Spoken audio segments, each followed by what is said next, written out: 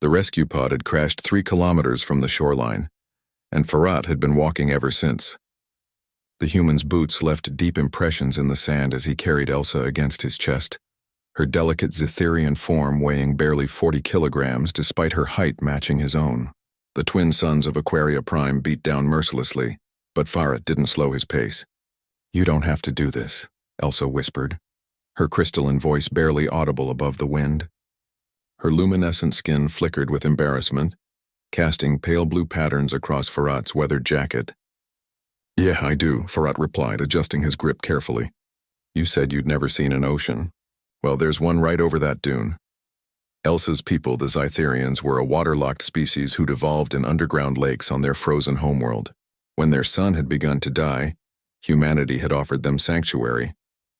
But Elsa's paralysis from the waist down, a result of a genetic disorder affecting 1 in 10,000 Zytherians, meant she'd been deemed unsuitable for the colonization ships. She'd spent her life in medical facilities, looking at ocean hollows, dreaming of waves she'd never touch, until the facility was attacked. Until Farhat, a human aid worker, had pulled her from the rubble and carried her to the last escape pod. Until they'd crashed here on this water world alone. "The rescue beacon is in the opposite direction," Elsa said, guilt threading through her words. "You're wasting time. You're wasting energy." Farhat crested the dune, and there it was. The ocean stretched endlessly before them, azure waters dancing with silver light.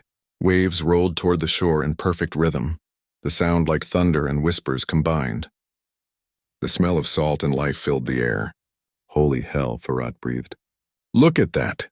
Elsa's eyes widened, their iridescent surfaces reflecting the seascape. Her skin began to pulse with colors Farhat had never seen before.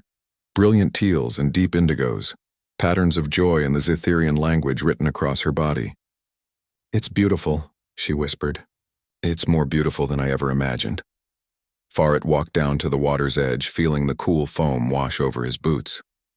He knelt carefully, still holding Elsa, letting the waves lap at her dangling fingers.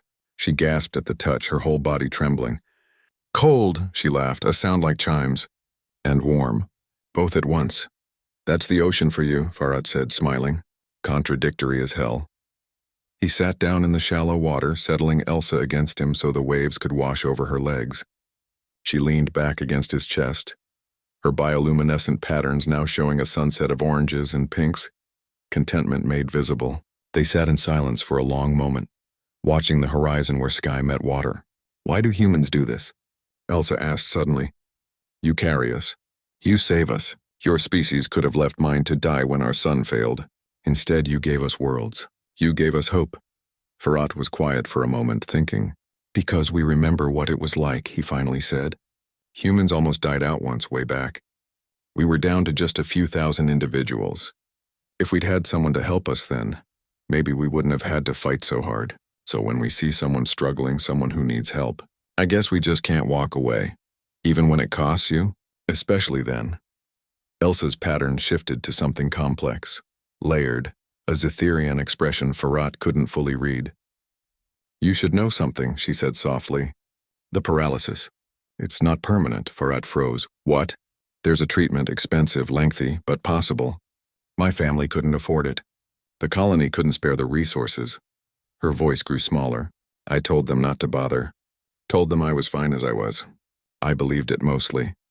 Elsa, but watching you carry me all this way, Farhat, watching you refuse to leave me behind, watching you waste time and energy just so I could see this." She gestured at the ocean. "I think maybe I was wrong. Maybe I'm not meant to just exist. Maybe I'm meant to live." Farhat's throat tightened. "When we get rescued, we'll find a way. I'll help you. We'll get you that treatment." "Why?" Elsa turned to look at him, her alien features so different yet somehow conveying the same vulnerability any human face could show. "Why would you do that for me?" Farhat looked at the ocean, at the endless water stretching toward infinity, at the life teeming beneath its surface. "Because you deserve to walk on this beach yourself," he said.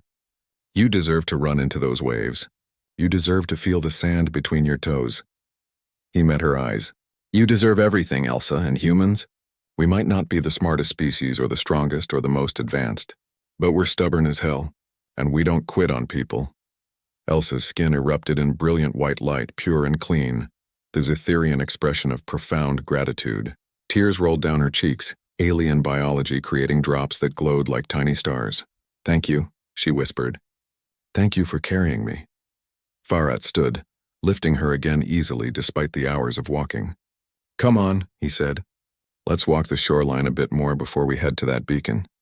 Ocean's not going anywhere." As they moved along the beach, Elsa watching the waves with wonder, Farhat made a silent promise. He'd get her that treatment. He'd see her walk. He'd see her run into an ocean on her own two legs. Because that's what humans did. They carried those who couldn't walk. Until they could walk again. 3 months later, the Zetherian medical ship's observation deck overlooked Earth's Pacific Ocean. Elsa stood at the window, her legs steady beneath her, the treatment complete. Farhat stood beside her, watching her watch the waves. "Ready?" he asked. Elsa turned to him, her skin alive with rainbow patterns. "Ready." Together they walked to the beach access. And when Elsa's feet touched the sand for the first time under her own power, when she took those first stumbling steps toward the water, Farhat didn't help her. He just watched, and when she reached the waves and fell to her knees, laughing and crying and letting the ocean embrace her, Farhat smiled. Because some journeys you had to finish alone, but you never had to start them that way.